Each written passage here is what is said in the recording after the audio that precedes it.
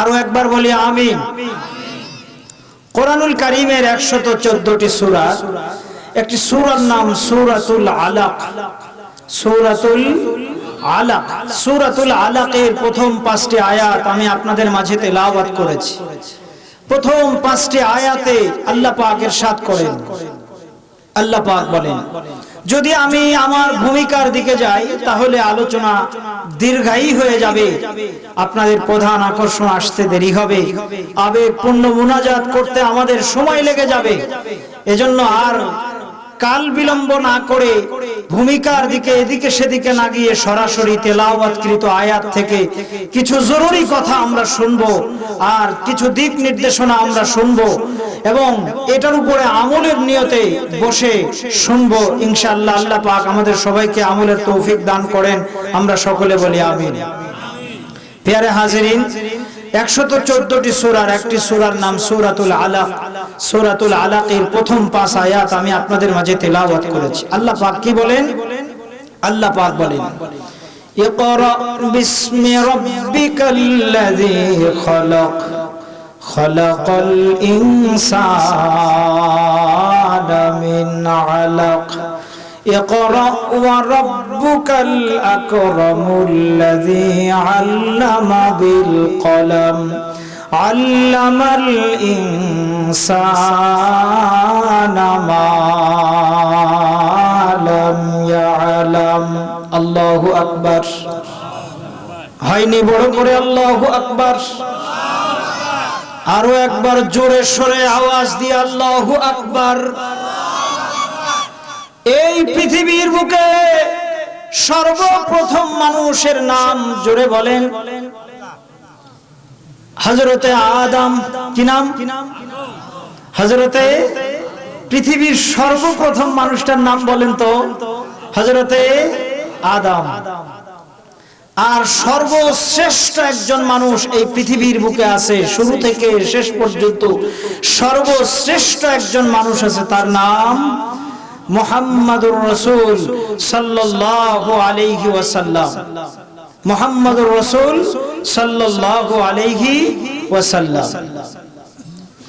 আমার আল্লাহ পাক রব্বুল আলামিন এই আয়াতে ইকরা বলে নির্দেশ করেছেন সর্বপ্রথম মানুষকে নয়, সর্বশ্রেষ্ঠ মানুষ সাইয়্যিদুল মুরসালিন জনাবে মুহাম্মাদুর রাসূল, সবাই বলেন সাল্লাল্লাহু আলাইহি ওয়াসাল্লামকে আমার আল্লাহ নির্দেশ দিয়েছেন ইকরা, হে নবী পড়ুন বিসমি রাব্বিকাল্লাযী খালাক, তোমার ওই রবের নামে যিনি সৃজন করেছেন। কি সৃষ্টি করেছেন আমার আল্লাহ? আল্লাহ বলেন খালাকাল ইনসানা মিন আলাক, ইকরা ওয়া রাব্বুকাল আকরামুল্লাযী আল্লামা বিল কলম আল্লামাল ইনসানা মা লাম ইয়ালাম। আল্লাহ বলেন যিনি মানুষ সৃষ্টি করেছেন জমাট বাঁধা রক্ত দিয়ে, জমাট বাঁধা রক্ত দিয়ে যিনি মানুষ সৃষ্টি করেছেন সেই রবের নামে পড়ো। মানুষ সৃষ্টির ইতিহাস আল্লাহ পাক তুলে ধরেছেন, অথচ আল্লাহ আসমান বানাইছেন, জমিন বানাইছেন, চাঁদ সূর্য বানাইছেন, নদী নালা খালবিল, পৃথিবীর ভিতরে যত সৃষ্টি সব কিছু বানাইছেন কে? জোরে বলেন আল্লাহ। আল্লাহ অন্য সৃষ্টির ইতিহাস উল্লেখ করেন না, কেবলমাত্র মানুষ সৃষ্টির ইতিহাস আল্লাহ উল্লেখ করেছেন। মুফাসসিরিনে হযরত জবাব দিয়েছে আল্লাহ ইকরা বলে মানুষ সৃষ্টির ইতিহাস কেন উল্লেখ করেছে? এর কারণ দুইটা। এক নম্বরের জবাব হলো পড়ার নির্দেশ আল্লাহ আসমানকে দেয় নাই, আসমান তুমি পড়ো।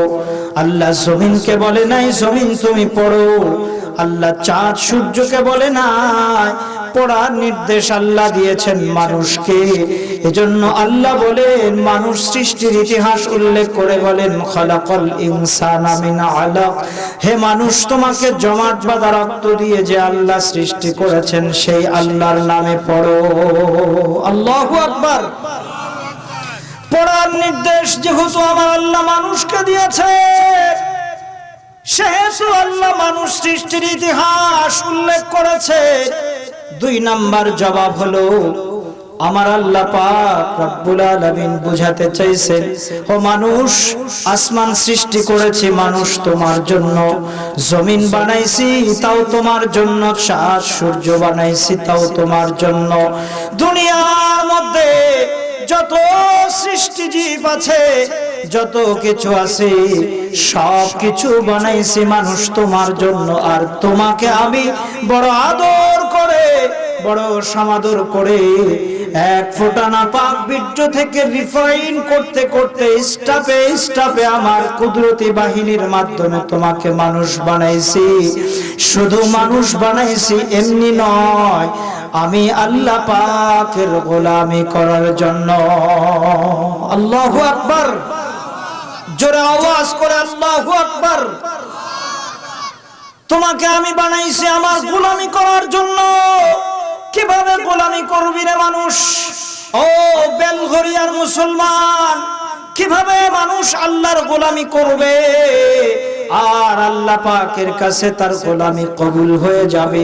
যেই গোলামির মাধ্যমে ওই অদৃশ্য জগৎ কিয়ামতের ময়দানে সে নাজাত পেয়ে যাবে, এমন গোলামি শিখানোর জন্য আমার আল্লাহ এই পৃথিবীতে একজন নয়, 2 জন নয়, একাধারে 2,24,000 পয়গম্বর প্রেরণ করেছিলেন। আল্লাহু আকবার, বড় করে আওয়াজ দিয়ে আল্লাহু আকবার।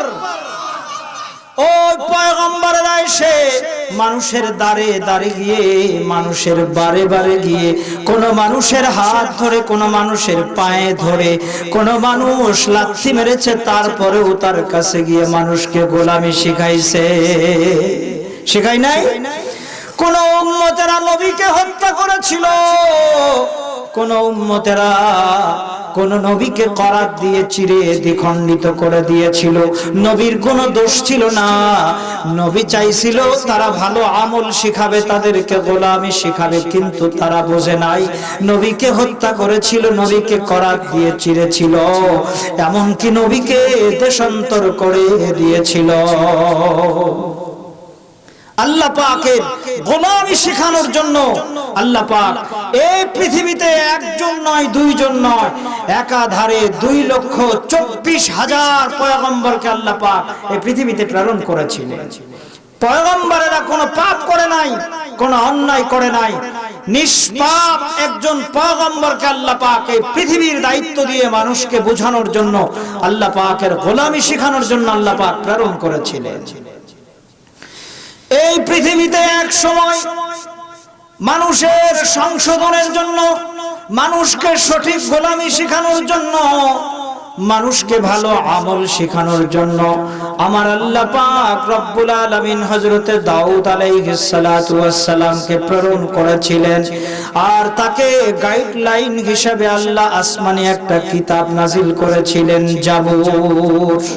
কিছু সময়ের ব্যবধানে এই পৃথিবীর মানুষের সংশোধনের জন্য, মানুষকে ভালো আমল শেখানোর জন্য, মানুষ যেন আল্লাহ পাকের গোলামি সহি তরিকায় করতে পারে, এই জন্য আল্লাহ পাক রব্বুল আলামিন কিছু সময়ের ব্যবধানে এই পৃথিবীতে পয়গম্বর হিসাবে নাজিল করেছিলেন, নির্বাচন করেছিলেন হযরতে মূসা আলাইহিস সালাম।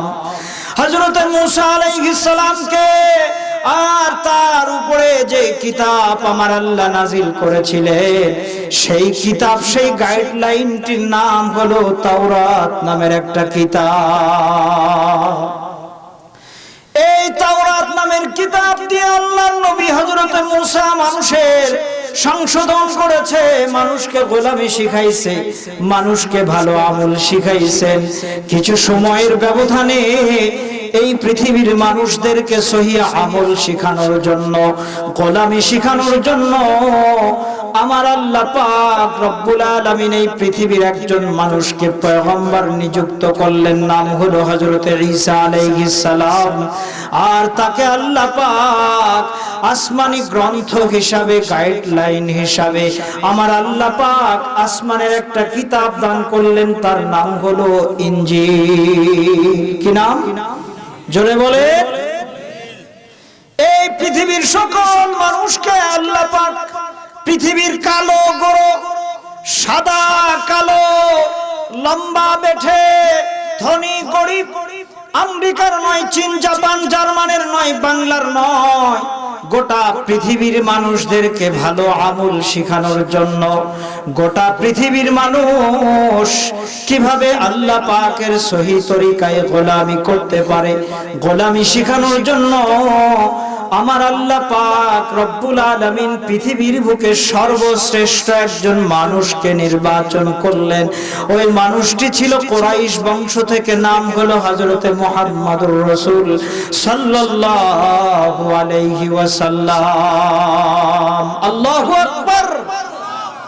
কাইবিয়া বি ইচুনি বাজারেরা কে বায়ে কুলমি হরি গুলজারেরা শুদ ওজুদাস রহমাতাল লিল আলামিন মসজিদে ও শুধু হামারু এ জমিন।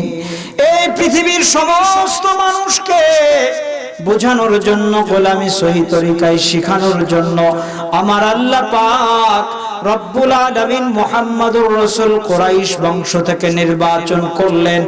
আর তাকে যে গাইডলাইন হিসাবে যে কিতাবটি দান করলেন, সেই কিতাবটি অন্য কোনো কিতাব নয়, মহাগ্রন্থ আল কোরআন। আল্লাহু আকবার। সমাধান চাও যদি, বলেন বলেন, সমাধান চাও যদি জীবনে মরণে, ফিরে যাও খুঁজে নাও চোখ রাখো কোরআনে। বলেন বলেন, সমাধান চাও যদি জীবনে মরণে, সমাধান চাও যদি জীবনে মরণে, ফিরে যাও খুঁজে নাও চোখ রাখো কোরআনে। ঘরে বলো কিংবা রাষ্ট্রে বলো, অশান্তি দূর করে শান্তি আনে সমাধান। বলেন বলেন বলেন, সমাধান চাও যদি জীবনে মরণে, ফিরে যাও খুঁজে নাও চোখ রাখো কোরআনে। কোরআন মানুষের চিরমুক্তির কিতাব। কথা বলেন কথা বলেন, ঠিক না ঠিক? কোরআনকে যদি কেউ বুকে ধারণ করতে পারে, কোরআনের মহব্বত যদি ভালোবাসা অন্তরে বসাতে পারে, এই পৃথিবীতে শত শত সম্মান আল্লাহ পাক তার জন্য বরাদ্দ দিবেন। কথা বলেন, ঠিক না ঠিক? কোরআন ওয়ালা কোনদিন বেইজ্জত হয় নাই, বেইজ্জত হবেও না, হচ্ছেও না। এদের সম্মান স্বয়ং কে দেয়? জুড়ে বলেন। পৃথিবীর কেউ তাদেরকে না চিনলে আমার মালিক চেনেন, আল্লাহ চেনেন, কোরআনের মালিক চেনেন, আসমানের মালিক চেনেন। এই পৃথিবীতে তারা সম্মানে, শত সম্মানে থাকবে। কথা বলেন, ঠিক না ঠিক? আল্লাহ পাক বলেন সূরা মুলক, কোরআন শরীফের 29তম পারায় একটি সূরা আছে, স্টারের সূরা, সূরা মুলক। এই সূরা মুলুকের একটা ফজিলত আপনাদেরকে বলে দেই। বলবো? হ্যাঁ ভাই, শুনতেছেন সবাই? আমার কথা বুঝতেছেন? কারা কারা বুঝতেছেন না একটু হাত উঠান তো দেখি। বুঝতেছেন সবাই? তাহলে সবাই একবার তাকবীর দিয়ে ফ্রেশ হয়ে যান। লিল্লাহে তাকবীর। হাত উঠান, হাত উঠান। লিল্লাহে তাকবীর। বড় করে আওয়াজ দিয়ে লিল্লাহে তাকবীর। আল কোরআনের আলো, আল কোরআনের আলো সংসদেও জানো। কি ভাই, ঠিক না? আল কোরআনের আলো সংসদেও জালো, তবেই তো আমরা শান্তির নাগালটা পেয়ে যাই। আল্লাহ পাক আমাদেরকে বুঝার, মানার, আমল করার তৌফিক দান করেন। আমরা সকলে বলি আমিন। এখনো যারা সভাস্থলের বাহিরে আছেন তাদেরকে অনুরোধ করব, আর সভাস্থলের বাহিরে থাকবেন না, চলে আসেন, উলামায়ে কেরামের সোহবতে আসেন। এ ভাই, দেখেন না মৌমাছি, দেখেছেন মৌমাছি?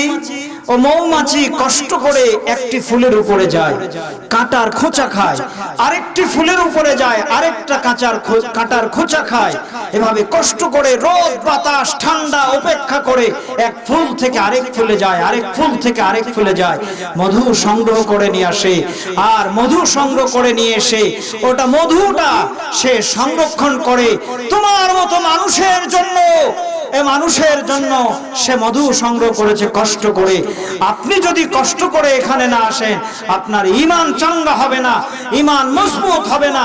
যে মধু মানুষের জন্য শেফাদায়ক, যে মধু মানুষের শেফার কাজ দেয়, সে মধু সংগ্রহ করেছে সে কষ্ট করে।